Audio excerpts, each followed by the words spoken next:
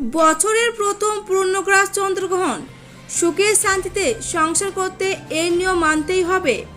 তো 2022 সালের প্রথম চন্দ্রগ্রহণ কবে কখন হতে চলেছে? এই চন্দ্রগ্রহণটি ভারত ও বাংলাদেশের কোথায় কোথায় থেকে দেখা যাবে, কখন শুরু হবে, কখন শেষ হবে, কি কি নিয়ম মেনে চলতে হবে, এ নিয়ে আরও বিস্তারিত রয়েছে জানিয়ে দেব। তাই ভিডিওটিকে অবশ্যই শেষ পর্যন্ত দেখবেন। ভিডিওটি ভালো লাগলে লাইক করবেন, চ্যানেলটি সাবস্ক্রাইব করে পাশের বেল আইকনটিতে প্রেস করে আমাদের সাথে থাকবেন। তো চলুন এবার দেখে নেওয়া যাক। 2022 সালের গ্রহণের সূচনা হতে চলেছে মাত্র কয়েকদিনের মধ্যেই। আগামী 30শে এপ্রিল 2022 বছরের প্রথম আংশিক সূর্যগ্রহণ হবে। 2022 সালে মোট 4টি গ্রহণ হবে, যার মধ্যে 2টি চন্দ্রগ্রহণ ও 2টি সূর্যগ্রহণ রয়েছে।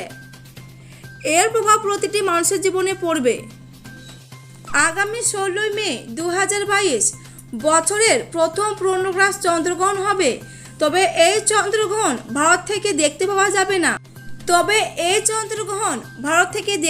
যাবে না। তাই এই গ্রহণে নিঘণ্ট মানতে হবে না। বছরের প্রথম চন্দ্রগ্রহণ 16 মে 2022 সকাল 7:58 থেকে শুরু হবে, চলবে বেলা 12টা পর্যন্ত।